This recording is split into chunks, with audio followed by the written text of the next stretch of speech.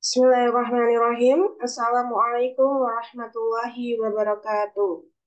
Waalaikumsalam warahmatullahi wabarakatuh.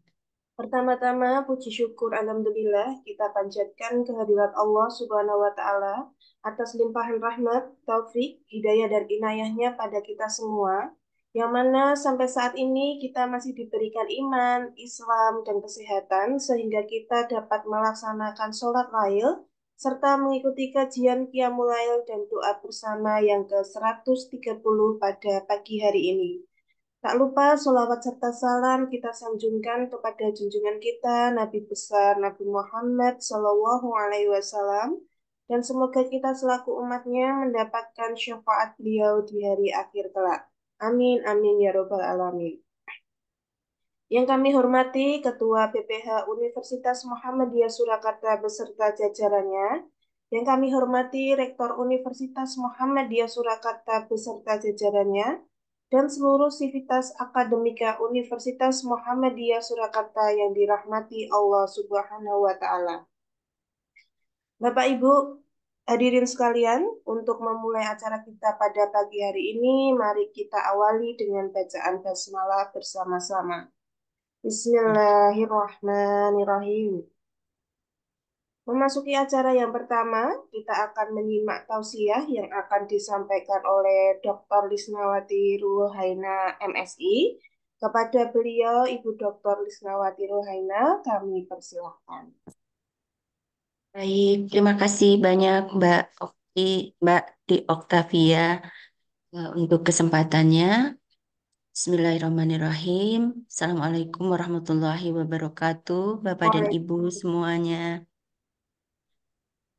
Alhamdulillahirabbil alamin. Puji dan syukur kita panjatkan kepada Allah Subhanahu wa taala karena pada kesempatan ini kita bisa berkumpul dalam majelis yang dirahmati Allah yang penuh berkah.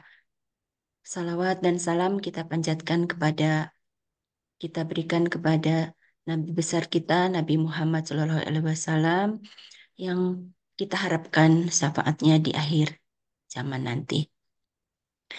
Eh, Suatu kehormatan bagi saya untuk bertemu dalam forum ini. Namun demikian, kalau tadi Mbak Tri menyampaikan ini adalah tausiah, sepertinya saya merasa tausiah belum mumpuni ya untuk saya begitu. Jadi eh, izinkan saya lebih banyak melihat ini sebagai kesempatan untuk bercerita saja. Jadi berbagi cerita begitu ya. Dan saya melihat kesempatan ini kesempatan untuk melihat dari sisi apa yang eh, bisa saya bagi sebagai seorang eh, yang menekuni ilmu psikologi begitu ya. Sebentar, ini saya sudah siapkan screen.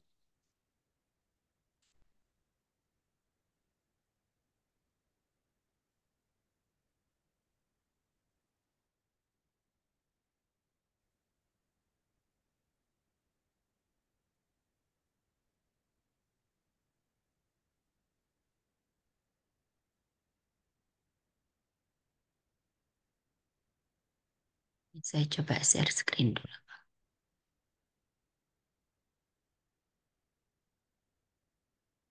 Ya, sudah terlihat ya, Mbak Tri? Sampun Bu Lisna. Iya. Nah, jadi ini saya ingin berbagi cerita saja dan mungkin ini adalah cerita tentang perjalanan bertumbuh dan berjuang ya. Kalau saya melihat ini sebagai upaya untuk mencapai sehat mental begitu. Ya, ini merupakan cerita berdasarkan pengalaman pribadi saya maupun bagaimana saya mengamati pengalaman orang-orang lain begitu.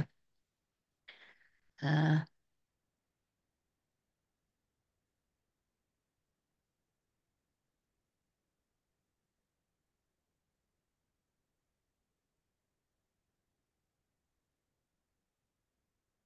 jadi kalau menurut pengalaman saya, sehat mental itu eh,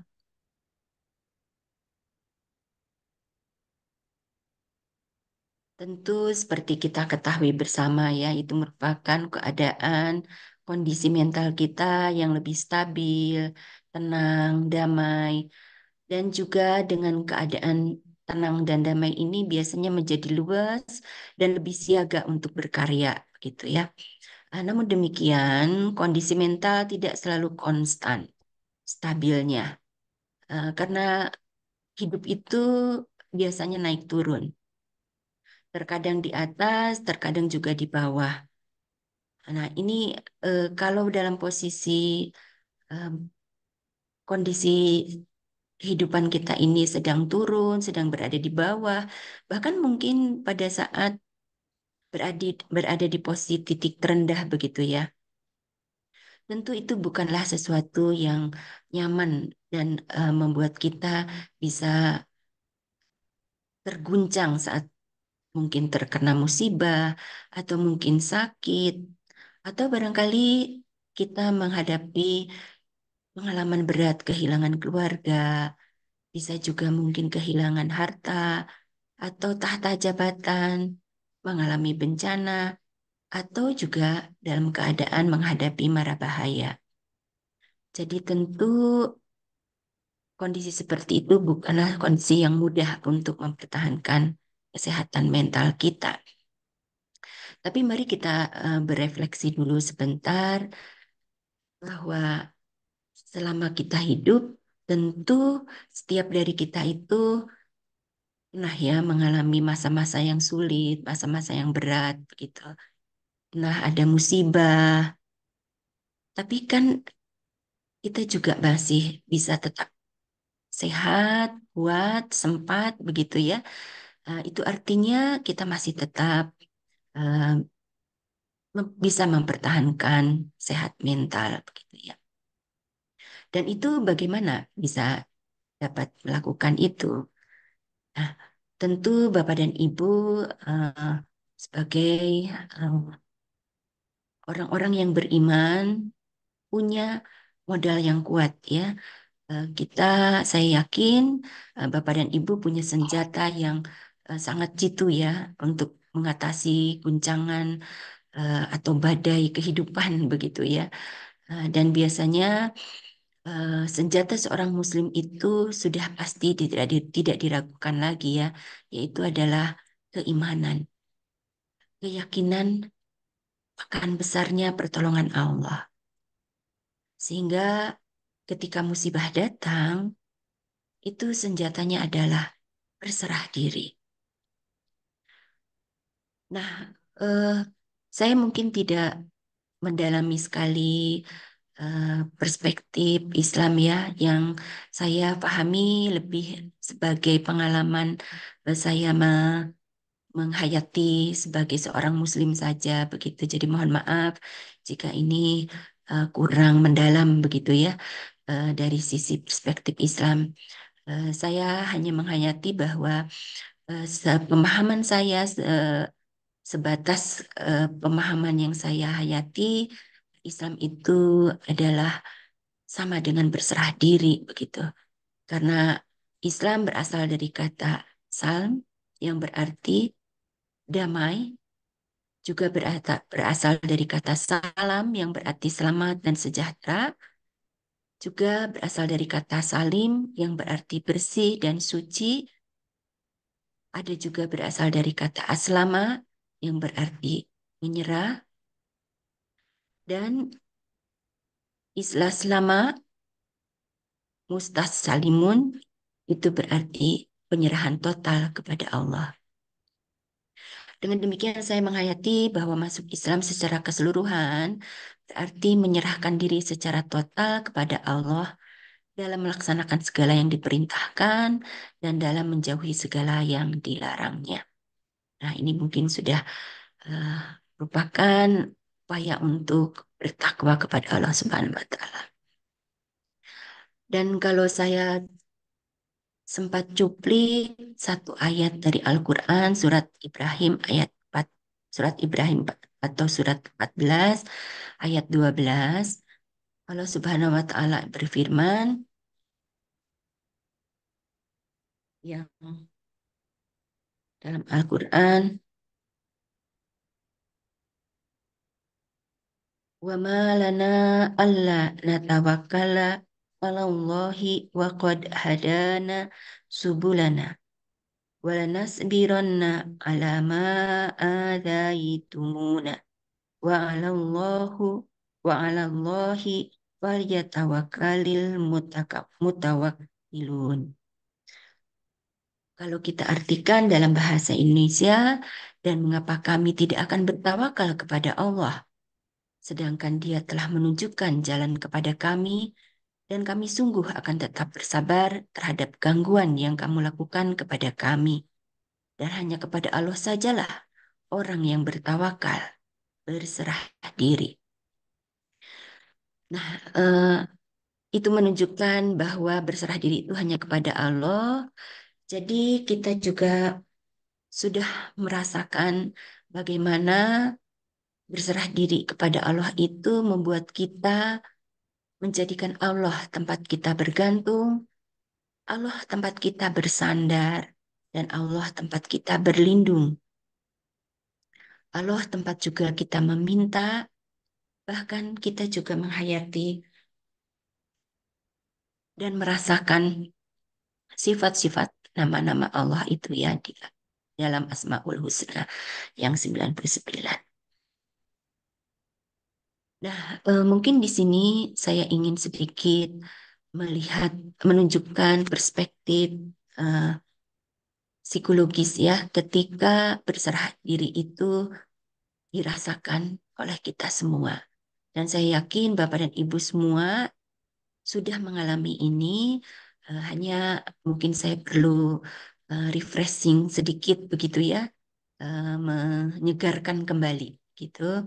Apa saja yang sudah kita rasakan, kita alami, kita hayati begitu ya. Berserah diri itu bisa berpengaruh pada kebiasaan kita, berpengaruh juga pada pola pikir kita atau mindset kita. Nah, sehingga kalau kita punya kondisi dalam diri kita, maka kebiasaan itu membangun mental yang lebih berserah kepada Allah. Dan pola pikir, mindset yang berserah diri itu menciptakan pikiran, pikiran yang lebih eh, terarah, pikiran yang lebih tenang, pikiran yang lebih damai, dan yang lebih mudah untuk menemukan alternatif-alternatif solusi dalam permasalahan-permasalahannya. Begitu pula nanti pikiran-pikiran seperti ini akan menimbulkan perasaan-perasaan yang lebih positif, perasaan-perasaan yang lebih menyenangkan, dan emosi-emosi yang lebih stabil.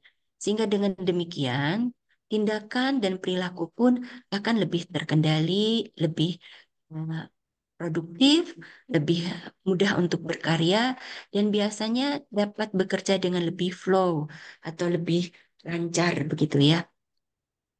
Nah, itu pengaruh dari eh, berserah diri, di mana kita menyerahkan semuanya, semua urusan kepada Yang Maha Kuasa, di mana kita seakan-akan merasakan kita dapat backup dari yang paling kuasa, yang paling Rahman dan Rahim, sehingga apapun yang terjadi itu sangat terasa lebih ringan, gitu ya. Nah, kita sekarang coba lihat satu demi satu apa yang terjadi. Yang pertama, apa yang ada di dalam mindset kita atau pola pikir kita. Nah, tentu kita sebagai seorang Muslim, kita memiliki mindset yang sudah ditanamkan dari sejak kecil untuk memiliki pemahaman tentang siapa kita. Ya, kita adalah seorang Muslim yang merupakan hamba Allah, yang diciptakan oleh Allah, diberi peran untuk menjadi khalifah, sehingga kita mengenal diri kita itu mau kemana kita dan bagaimana kita. Itu adalah pola pikir yang terus diisi terus sepanjang hayat kita untuk membangun pola pikir sehingga kita dapat mencapai tujuan kita yang lebih hakiki, yang lebih sejati, begitu ya. Jadi tentu tujuan kita yang lebih hakiki adalah tujuan mencapai ridho Allah, memperoleh husnul khotimah, dan mendapatkan berkumpul kembali dengan keluarga, sahabat, teman-teman di surganya nanti, begitu ya. Itu tentu setiap orang memiliki tujuan, merindukan tujuan-tujuan yang lebih hakiki. Nah,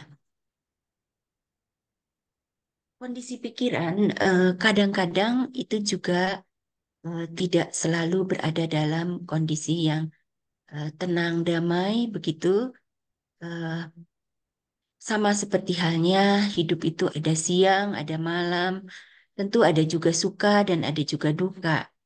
Karena kita sebagai manusia tentu saja manusiawi ketika kita mengalami menghadapi masalah, mengalami musibah, menghadapi wabah, tapi kondisi pikiran kita dengan mindset yang berserah diri itu punya keyakinan akan ada keterlibatan Allah, ada pertolongan Allah yang akan memberi jalan. Sehingga jalan itu menjadi jalan lurus yang memberi kita solusi gitu. Dan kita meyakini bahwa jalan itu tidak lain adalah jalan yang sesuai dengan tuntunan agama kita, yaitu jalan yang Islam, yang Islami. Kondisi pikiran seperti itu juga akan memunculkan kondisi perasaan yang begitu dahsyat. Pengaruh kondisi pikiran akan menentukan kondisi perasaan. Seperti halnya kalau kita belajar terapi psikologi ya atau psikoterapi, maka yang pertama dibidik di dalam proses eh, terapi biasanya adalah kita harus mengisi pikiran kita ini dengan mindset yang tepat, dengan pola pikir yang tepat, karena kalau kondisi pikiran sudah tepat, maka kondisi perasaan akan menjadi lebih baik. Apalagi kalau kita sudah mendapatkan memiliki mindset yang kuat, berserah diri kepada Allah, maka perasaan kita pun akan merasakan bahwa Allah itu tempat bergantung, bersandar, berlindung. Jadi Allah penolong kita, Allah penuh cinta dan kasih sayang, maka perasaan kita akan menjadi lebih mudah untuk mendapatkan nafsu mutmainah, yaitu hati tenang, damai, lembut, tunduk, bahkan pada saat kita harus menghadapi sesuatu yang besar pun kita bisa berjiwa besar, bertekad dengan kuat, sekaligus juga lapang dada, bahagia, dan lebih ceria. Dan kondisi perasaan ini tentu sesuatu yang sangat membahagiakan.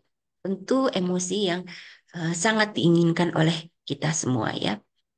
Dan dalam ilmu psikologi, dalam terapi psikologi atau psikoterapi, kalau sudah punya pikiran yang tepat, perasaan yang tenang, maka biasanya didikan perilaku akan terjadi perubahan juga. Jadi kondisi perilaku akan menunjukkan tindakan-tindakan yang lebih positif. Jadi lebih mudah berkarya, produktif bekerja, dan nanti akan lebih mudah untuk niat lillahi ta'ala. Tentu dengan begitu akan lebih banyak memberi manfaat, gitu ya. Sehingga apa yang menjadi eh, kerja, karsa, dan karya kita itu menjadi amal ilmiah dan ilmu amaliyah seperti yang menjadi semboyannya dari eh, Muhammadiyah, begitu ya. Sehingga dengan demikian, saya kira kondisi berserah diri ini mengantarakan kita menjadi hidup penuh makna. Nah, kalau kondisi seperti ini terbiasa kita lakukan, Bapak dan Ibu barangkali juga sudah merasakan bahwa ini akan menjadi dasar untuk memiliki akhlak. Akhlak di mana di situ muncul kesabaran, ketekunan, juga selalu berusaha berikhtiar, do the best begitu di dalam ikhtiar. Namun demikian akan diakhiri dengan ikhlas eh, karena sudah berjuang, berjihad, maka kita akhiri dengan ikhlas lillahi ta'ala atau kita serahkan kepada Allah Subhanahu wa taala. Jadi intinya ikhtiar itu kita lakukan maksimal, jadi do the best, tetapi selebihnya kita lakukan, kita serahkan kepada Allah sehingga let Allah do the rest. Dan saya kira cara berserah diri ini sangat membantu kita untuk bisa berpikir, bersikap, dan berperilaku, juga bekerja dan berkarya, serta melakukan amal soleh kita dengan lillahi ta'ala. Nah, kita juga seorang muslim yang sudah terbiasa melakukan ritual ibadah sehari-hari.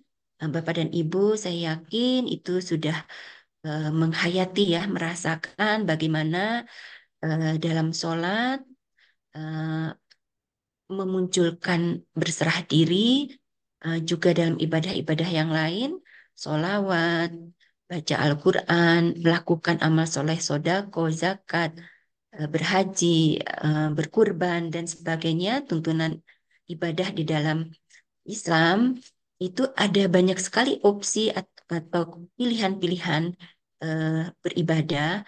Itu pada hakikatnya Bapak dan Ibu bisa rasakan ujung-ujungnya memberikan, melatih diri kita untuk lebih berserah diri.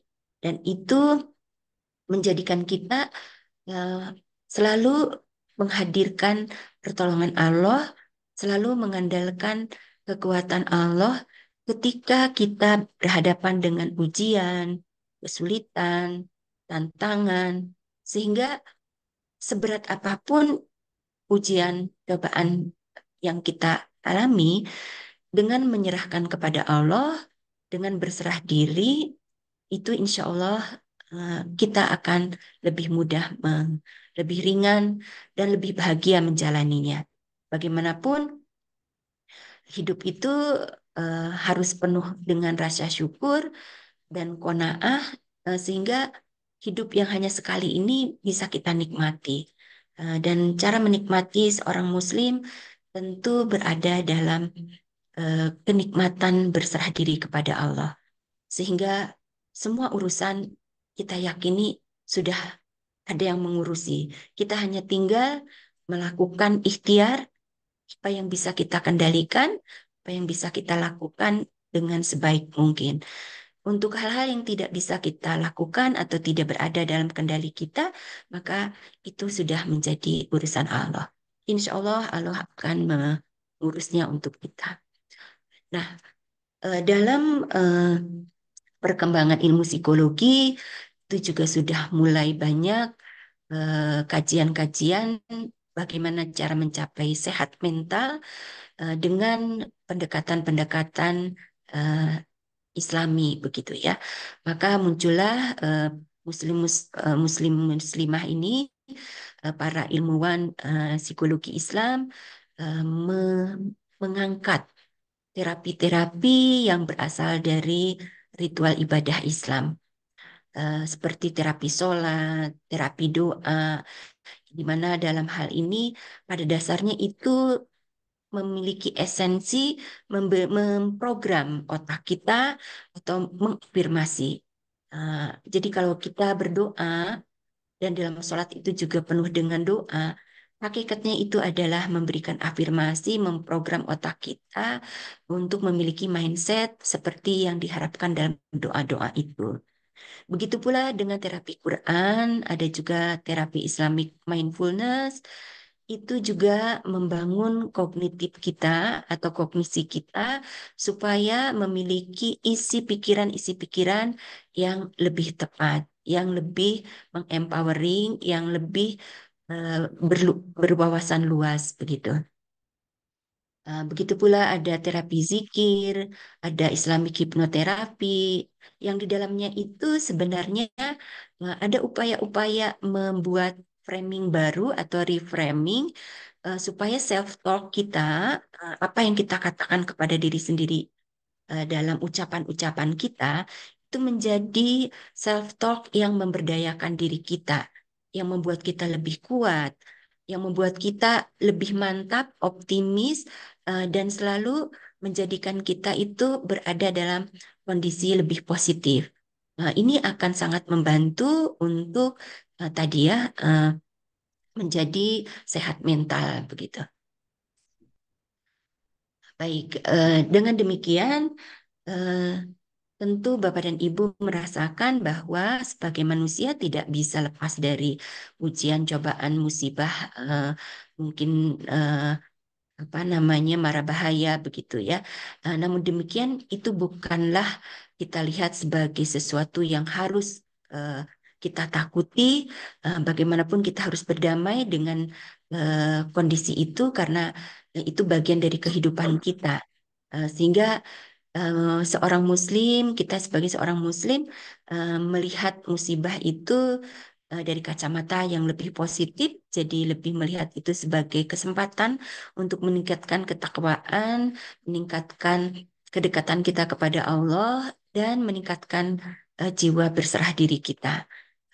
Mungkin musibah itu bisa dilihat sebagai teguran dari Allah untuk membuat jalan kita eh, kembali pada jalan yang lurus. Mungkin musibah itu sangat bermakna untuk mendidik kita sebagai pendidikan Allah kepada kita, atau bisa jadi merupakan kesempatan kita untuk berjihad dan mencari bekal untuk husnul khotimah. Jadi dengan demikian saya kira perspektif Islam itu sangat eh, kuat menjadi dasar bagi kita untuk memiliki sehat mental begitu ya. Baik, saya kira sampai kita pada kesimpulan bahwa eh, kalau saya boleh tulis dalam satu kalimat, berislam itu berarti berserah diri, yang itu artinya kita selalu mengupayakan berikhtiar maksimal, do the best. Namun demikian, kita bertawakal dan kita membiarkan let Allah do the rest, sehingga kita akan menjadi orang-orang yang lebih ringan menjalani hidup, apapun tantangan dan cobaannya, sehingga kita selalu berusaha mempertahankan sehat mental kita. Saya kira itu apa yang bisa saya sampaikan, Bapak dan Ibu. Mohon maaf jika ada banyak hal yang kurang dari penyampaian saya. Itu barangkali keterbatasan saya. Dan untuk itu terima kasih banyak perhatiannya. Saya kembalikan lagi kepada Mbak Tri. Billahi taufiq wal hidayah. Assalamualaikum warahmatullahi wabarakatuh. Waalaikumsalam. Waalaikumsalam warahmatullahi wabarakatuh. Jih, matur nuwun Ibu Lisna atas materi yang dibagikan pada pagi hari ini. Acara Sama. selanjutnya yakni doa bersama yang akan dipimpin oleh Ustadz Dr. Imron Rosadi, Magister Agama. Kepada beliau Ustadz Imron Rosadi kami persilahkan. Baik, Assalamualaikum warahmatullahi wabarakatuh. Waalaikumsalam Waalaikumsalam. warahmatullahi wabarakatuh. Suara saya bisa didengar, Mbak Tri? Sampun Ustadz. Baik, marilah kita bermunajat kepada Allah Subhanahu wa Ta'ala agar kita bisa diberikan kepasrahan kepada Allah Subhanahu wa Ta'ala secara total. Ya. Bismillahirrahmanirrahim. Alhamdulillahi Rabbil Alamin. Hamdan syakirin, hamdan na'imin, hamdan yuafi ni'amahu wa yukafi'u mazidah. Ya Rabbana lakal hamd, كما ينبغي لجلال وجهك الكريم وعظيم سلطانك. اللهم اغفر لنا ولوالدينا وارحمهم كما ربونا صغارا. اللهم اغفر للمؤمنين والمؤمنات والمسلمين والمسلمات الأحياء منهم والأموات إنك سميع قريب مجيب الدعوات برحمتك يا أرحم الراحمين. اللهم أصلح لنا ديننا الذي وعصمة أمرنا، وأصلح لنا دنيانا التي فيها معاشنا، وأصلح لنا آخرتنا التي فيها معادنا، واجعل الحياة زيادة لنا في كل خير، واجعل الموت راحة لنا من كل شر. اللهم إنا نسألك سلامة في الدين، وعافية في الجسد، وزيادة في العلم، وبركة في الرزق، وتوبة قبل الموت، ومغفرة بعد الموت.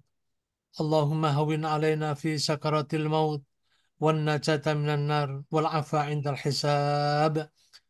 اللهم اجعل خير عمرنا آخره، وخير عملنا خواتمه، وخير أيامنا يوم ألقاك فيه. اللهم إنا نسألك عيشة هنية، وميتة سوية، ومرة غير مسيء ولا فادح. اللهم إنا نسألك خير المسألة، وخير الدعاء، وخير النجاح، وخير العلم، وخير العمل، وخير الثواب، وخير الحياة، وخير الممات. اللهم ثبتنا، وثقل موازيننا، وحقق إيماننا، وارفع درجتنا، وتقبل صلاتنا، واغفر خطيئاتنا، ونسألك الأولى من الجنة. اللهم إنا نسألك موجبات رحمتك، وعزائم مغفرتك، والسلامة من كل إثم، والغنيمة من كل بر، والفوز بالجنة، والنجاة من النار، والعفو عند الحساب. اللهم أحسن عاقبتنا في الأمور كلها، وأجرنا من خزي الدنيا وعذاب الآخرة. اللهم اقسم لنا من خشيتك ما تحول به بيننا وبين معصيتك، ومن طاعتك ما تبلغنا بها جنتك، ومن اليقين ما تهون به علينا مصائب الدنيا. ومتعنا بأسماعنا وبصارنا وجامعتنا وقوتنا ما أحييتنا، واجعله الوارث منا، واجعل ثأرنا على من ظلمنا، وانصرنا على من عادنا، ولا تجعل مصيبتنا في ديننا، ولا تجعل الدنيا أكبر همنا، ولا مبلغ علمنا، ولا تسلط علينا من لا يرحمنا. اللهم لا تدع لنا ذنبا إلا غفرته، ولا هما إلا فرجته، ولا دينا إلا قضيته، ولا حاجة من حوائج الدنيا والآخرة إلا قضيتها يا أرحم الراحمين. اللهم ربنا آتنا في الدنيا حسنة، وفي الآخرة حسنة، وقنا عذاب النار. والحمد لله رب العالمين، والسلام عليكم ورحمة الله وبركاته. Waalaikumsalam warahmatullahi wabarakatuh. Oke, terima kasih Ustadz Imron yang telah berkenan memimpin doa pada pagi hari ini. Baiklah Bapak Ibu hadirin sekalian, demikian acara Qiyamul Lail dan doa bersama pada pagi hari ini. Semoga acara ini dapat memberikan kebermanfaatan untuk Universitas Muhammadiyah secara umum dan menjadikan kita istiqomah dalam beribadah sesuai dengan tuntunan Allah Subhanahu wa taala dan Rasul-Nya. Mari bersama kita tutup acara ini dengan bacaan hamdalah. Alhamdulillahirabbil alamin. Akhirul kalam, wassalamualaikum warahmatullahi wabarakatuh. Waalaikumsalam Waalaikumsalam warahmatullahi warahmatullahi wabarakatuh. Matur nuwun Bu Lisna, Ustadz Imron. Sama-sama Mbak Tri. Izin lip nggih. Eh.